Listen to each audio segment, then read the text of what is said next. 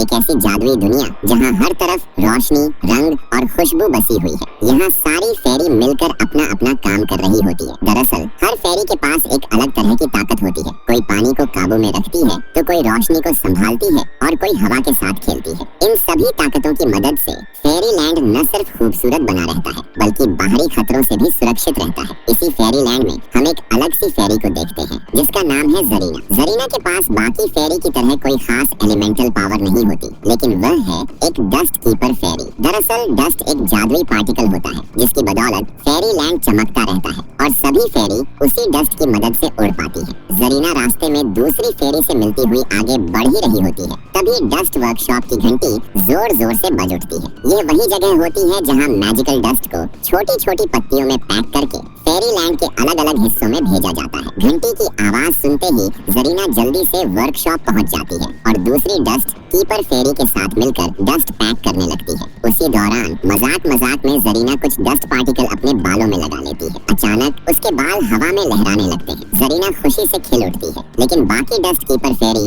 उसे अजीब नजरों से देखने लगती है, क्योंकि फेरीलैंड में हर फेरी पहले से बनाए गए सख्त रूल्स के मुताबिक चलती है और रूल तोड़ना यहाँ बिल्कुल भी बर्दाश्त नहीं किया जाता। मगर जरीना वो बाकी फेरी जैसी नहीं थी। वह बेहद क्यूरियस थी। नई चीजें जानने और समझने की चाह उसे अक्सर एक्सपेरिमेंट करने पर मजबूर कर देती थी। इसी बीच डस्ट कीपर फेरी के हेड गैरी वहाँ पहुँच जाते हैं। गैरी जरीना को अपने साथ ले जाते हैं और उसे बताते हैं एक खास डस्ट के बारे में जिसे कहा जाता है ब्लू डस्ट। गैरी समझाता है कि ब्लू डस्ट की मदद से मैजिकल डस्ट की ताकत कई गुना बढ़ाई जा सकती है। वह यह राज जरीना को इसलिए बताते हैं क्योंकि उन्हें उस पर पूरा भरोसा होता है कि एक दिन वही एक बेहतरीन ब्लू डस्ट कीपर बनेगी। लेकिन जरीना की जिज्ञासा यही नहीं रुकती। वह मासूमियत से पूछ बैठती है, अगर डस्ट इतना जादुई है तो ये हमेशा गोल्डन कलर का ही क्यों होता है? बैंगनी या गुलाबी क्यों नहीं हो सकता? गैरी गंभीर होकर समझाते हैं, हम डस्ट कीपर्स हैं, हम किसी भी चीज के साथ छेड़छाड़ नहीं कर सकते, ये बहुत खतरनाक हो सकता है। मगर जरीना उनकी बातों को पूरी तरह दिल से नहीं लेती।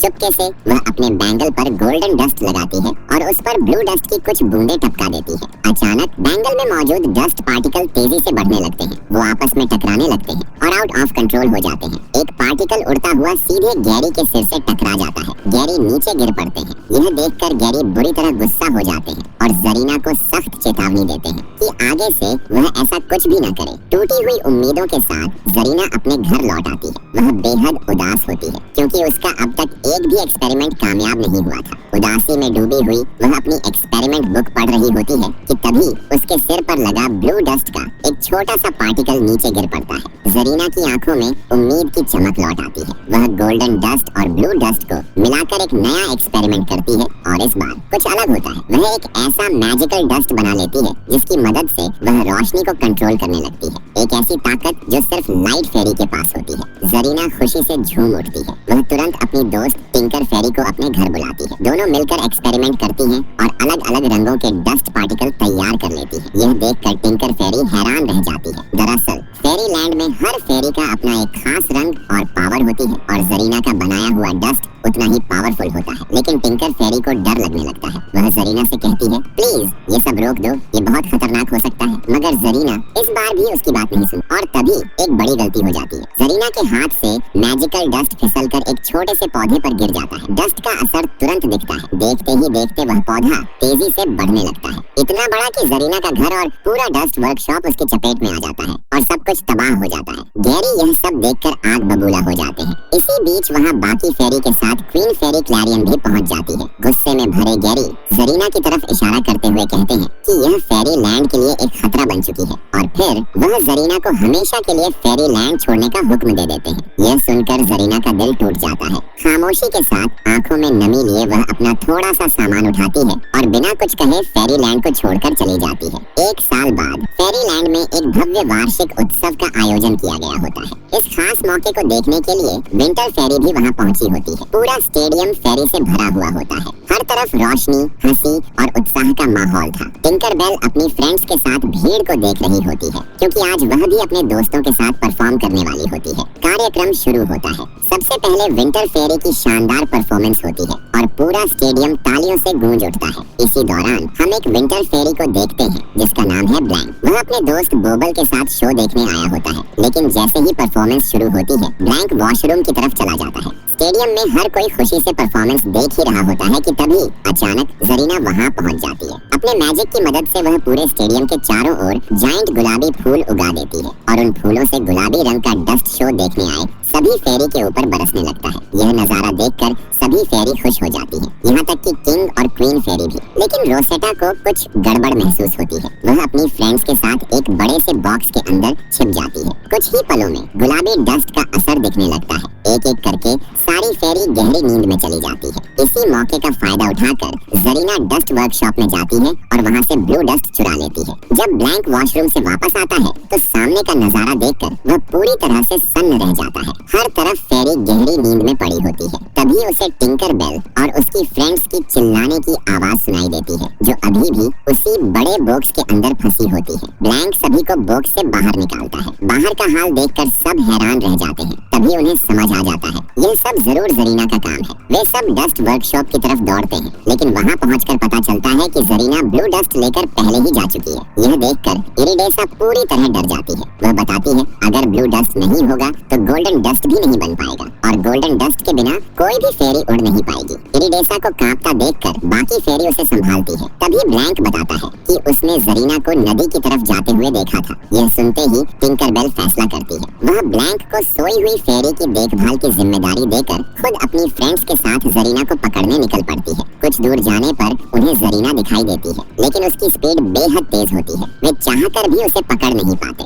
और तभी जरीना पायरेट्स के साथ एक छोटी सी बोट में बैठकर उनकी विशाल शिप की तरफ बढ़ जाती है। यह देखकर टिंकरबेल को लगता है कि जरीना को पायरेट्स ने बंदी बना लिया है। उसी मजबूरी में उसने ब्लू डस्ट चुराया होगा। यह सोचकर टिंकरबेल और उसकी फ्रेंड्स जरीना को बचाने के लिए खुद भी छोटी बोट में चढ़ जाती है। लेकिन शिप पर पहुंचते ही एक चौंकाने वाला सच सामने आता है। पायरेट्स ने जरीना को किडनैप नहीं किया है, बल्कि जरीना खुद सभी पायरेट्स की कैप्टन होती है। यह देखकर सारी फेरी टूट जाती है। दुख और गुस्से में वे पायरेट्स और जरीना पर हमला कर देती हैं और किसी तरह जरीना के हाथ से ब्लू डस्ट छीन लेती है। मुश्किल से जान बचाकर वे वहां से भागने लगती हैं, लेकिन तभी जरीना उनके सामने आ जाती है। वह ब्लू डस्ट वापस मांगती है। जब टिंकरबेल डस्ट लौटाने से मना कर देती है तो जरीना एक जोरदार मैजिकल डस्ट उन सभी पर स्प्रेड कर देती है। असर इतना तेज होता है कि सारी फेरी नीचे गिर पड़ती है और जरीना ब्लू डस्ट लेकर वहां से गायब हो जाती है। अगले सीन में हमें एक चौंकाने वाला सच देखने को मिलता है। जरीना के मैजिकल डस्ट स्प्रेड करने की वजह से सभी फेरी की पावर आपस में एक्सचेंज हो चुकी होती है। अब कोई फेरी अपनी असली ताकत के साथ नहीं है। इसी वजह से सभी को भारी मुश्किलों का सामना करना पड़ता है, क्योंकि अचानक मिली नई पावर किसी के भी कंट्रोल में नहीं होती। इस बार टिंकरबेल को वाटर कंट्रोल करने की ताकत मिल जाती है। वह पूरी कोशिश करती है कि सामने बहते जोरदार वाटरफॉल को रोके रख सके और बाकी फेरी को वहां से सुरक्षित बाहर निकलने के लिए कहती है। लेकिन जैसे ही सिल्वर मिस्ट वाटरफॉल से बाहर निकलती है, टिंकरबेल का कंट्रोल टूट जाता है। तेज बहाव के साथ टिंकरबेल और बाकी फेरी वाटरफॉल के नीचे सीधे समुद्र के किनारे जा गिरती है। यहीं पर रोसेटा की नजर एक क्रोकोडाइल एग पर पड़ती है। अगले ही पल उस अंडे से एक छोटा सा क्रोकोडाइल बेबी बाहर निकल आता है। सबसे पहले वह रोसेटा को देखता है और उसे ही अपनी माँ समझ लेता है। अब सिल्वर मिस्ट अपनी मिली हुई फास्ट फ्लाइंग पावर का इस्तेमाल करती है। वह आसमान में उड़कर देखती है कि पायरेट्स की शिप ज्यादा दूर नहीं है, क्योंकि पानी में भीगने की वजह से सिल्वर मिस्ट के अलावा कोई भी फेरी उड़ नहीं सकती। इसलिए वह बाकी फेरी को क्रोकोडाइल के टूटे हुए अंडे में बिठाती है और उन्हें खींचते हुए पायरेट्स की शिप तक ले जाती है। शिप पर पहुंचकर वे देखती है सारे पायरेट्स जरीना को अपना कैप्टन बनाकर बेहद खुश हैं, क्योंकि जरीना ने उनसे वादा किया होता है कि उनकी शिप हवा में उड़ सकेगी और इसी ताकत से वे पूरे समुद्र पर राज करेंगे। कुछ देर बाद ये सब पहुंचते हैं स्कल आइलैंड पर। यहीं जरीना ने अपना खुद का डस्ट वर्कशॉप बना लिया होता है। जरीना ब्लू डस्ट की मदद से ढेर सारा गोल्डन डस्ट बनाना चाहती है ताकि पायरेट्स की शिप आसमान में उड़ सके। दूसरी तरफ फेरी चुपचाप छिपते हुए उस जगह तक पहुंच जाती है जहां ब्लू डस्ट रखा होता है। जरीना उस समय जेम्स के साथ बात करने में बिजी होती है। मौका देखकर सारी फेरी मिलकर ब्लू डस्ट चुराने की कोशिश करती है, लेकिन पावर एक्सचेंज की वजह से वे आपस में तालमेल नहीं बिठा पाती और तभी जरीना की नजर उन पर पड़ जाती है। उसके इशारे पर एक पायरेट सभी फेरी को पकड़कर एक पिंजरे में कैद कर देता है। उधर जरीना ब्लू डस्ट की मदद से गोल्डन डस्ट बनाने में कामयाब हो जाती है। यह देखकर सारे पायरेट्स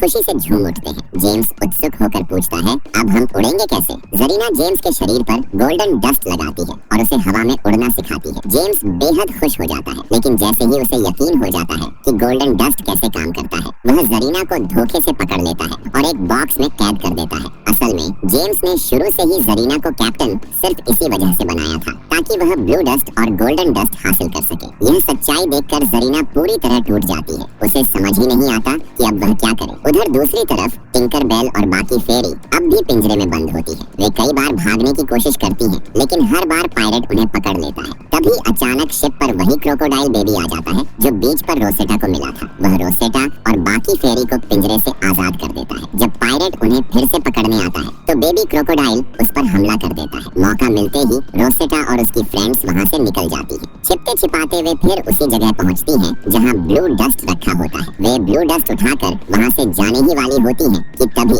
उन्हें जेम्स की आवाज सुनाई देती है। जेम्स धमकी देता है, अगर तुमने ब्लू डस्ट मुझे नहीं दिया तो मैं जरीना को पिंजरे समेत समुद्र में फेंक दूंगा। यह सुनकर टिंकर बेल रुक जाती है। वह ब्लू डस्ट वापस उसी जगह रख देती है जहां से उसने उठाया था। जेम्स ब्लू डस्ट लेकर गोल्डन डस्ट को अपनी शिप पर डाल देता है और फिर वह अपनी उड़ती हुई शिप के साथ वहां से निकल जाता है। जरीना को पिंजरे समेत नीचे समुद्र में फेंक दिया जाता है, लेकिन जरीना के डूबने से पहले टिंकर बेल और बाकी फेरी मिलकर उसे बचा लेती है। इस वक्त जरीना पूरी तरह टूट चुकी होती है। वह खुद को इन सारी परेशानियों का जिम्मेदार मानती है। जरीना को परेशान देखकर बाकी फेरी उसे समझाती है कि जो होना था वो हो चुका है, अब पीछे नहीं आगे देखने का समय है। जरीना खुद को संभालती है और फिर सभी फेरी मिलकर एक आखिरी बार ब्लू डस्ट हासिल करने के लिए जेम्स की शिप पर पहुंच जाती है। यहाँ फेरी और पायरेट्स के बीच जबरदस्त फाइट शुरू हो जाती है, लेकिन समस्या ये थी फेरी साइज में बहुत छोटी थी। पायरेट्स के सामने उनका टिक पाना काफी मुश्किल हो रहा था। फिर भी सभी फेरी मिलकर पूरी हिम्मत से लड़ती है। उधर जरीना सीधे जेम्स से भिड़ जाती है और उससे ब्लू डस्ट छीनने की कोशिश करती है। वहीं दूसरी तरफ रोसेटा क्रोकोडाइल पर सवार होकर पायरेट्स पर हमला कर रही होती है। कुछ देर की कड़ी मशक्कत के बाद सभी फेरी मिलकर शिप का लंगर नीचे गिरा देती है। तभी सिल्वर मिस्ट अपनी पावर का इस्तेमाल करती है। वह समुद्र से मोटी मोटी बेलें निकालकर लंगर को जकड़ लेती है। शिप एक तरफ झुकने लगती है, लेकिन जेम्स बहादुरी दिखाते हुए बेलों को काट देता है। इसी दौरान फेरी के ऊपर एक बड़ा सा कपड़ा गिर जाता है और वे पकड़ी जाती है। तभी अचानक जरीना शिप का पतवार खोल देती है। इसका असर तुरंत होता है। जेम्स, गोल्डन डस्ट और कई पायरेट्स सीधे नीचे समुद्र में गिर जाते हैं। इसी मौके का फायदा उठाकर जरीना आखिरकार ब्लू डस्ट हासिल कर लेती है, लेकिन कहानी यहीं खत्म नहीं होती। ब्लू डस्ट लेकर जरीना और फेरी वहां से जाने ही वाली होती है कि तभी जेम्स फिर से सामने आ जाता है। गोल्डन डस्ट उसके शरीर पर लगा होता है, जिसकी वजह से वह हवा में उड़ पा रहा होता है। जेम्स जरीना से ब्लू डस्ट छीन लेता है, लेकिन तभी जरीना नीचे गिरे ब्लू डस्ट का एक छोटा सा पार्टिकल जेम्स की तरफ फेंक देती है। अचानक golden dust out of control हो जाता है। उसकी मात्रा तेजी से बढ़ने लगती है और जेम्स बेकाबू होकर इधर उधर उड़ने लगता है। इसी अफरा तफरी में जरीना अपने दोस्तों को आजाद कर देती है। सभी फेरी मिलकर जेम्स की बॉडी से गोल्डन डस्ट साफ कर देती है और जैसे ही गोल्डन डस्ट हटता है, जेम्स उड़ने की ताकत खो देता है। अब वह बेबस हो चुका होता है। ब्लू डस्ट वापस मिलने से जरीना और सारी फेरी खुशी से भर जाती है। वे जेम्स और बाकी पायरेट्स को समुद्र में छोड़ देती हैं और उनकी शिप लेकर वहां से निकल जाती है। अगले सीन में हम फिर से फेरी लैंड को देखते हैं। यहाँ अभी भी सारी फेरी गहरी नींद में होती है। जरीना गोल्डन डस्ट की मदद से सभी को नींद से जगा देती है। जैसे ही गैरी जरीना को दोबारा फेरी लैंड में देखते हैं, उनकी आंखों में खुशी झलक उठती है। जरीना ब्लू डस्ट फेरी क्वीन क्लैरियन को सौंप देती है। बाकी फेरी क्वीन को बताती है कि जरीना अपने मैजिक की मदद से एक शानदार शो परफॉर्म कर सकती है। क्वीन जरीना को परफॉर्म करने का मौका देती है और फिर जरीना बाकी फेरी के साथ मिलकर एक बेहद खूबसूरत और यादगार शो परफॉर्म करती है। पूरा फेरी लैंड तालियों और मुस्कान से गूंज उठता है। सभी फेरी खुश होती है। अगर आपको ये कहानी दिल से अच्छी लगी हो तो इस वीडियो को लाइक करना मत भूलना और ऐसी ही जादुई इमोशनल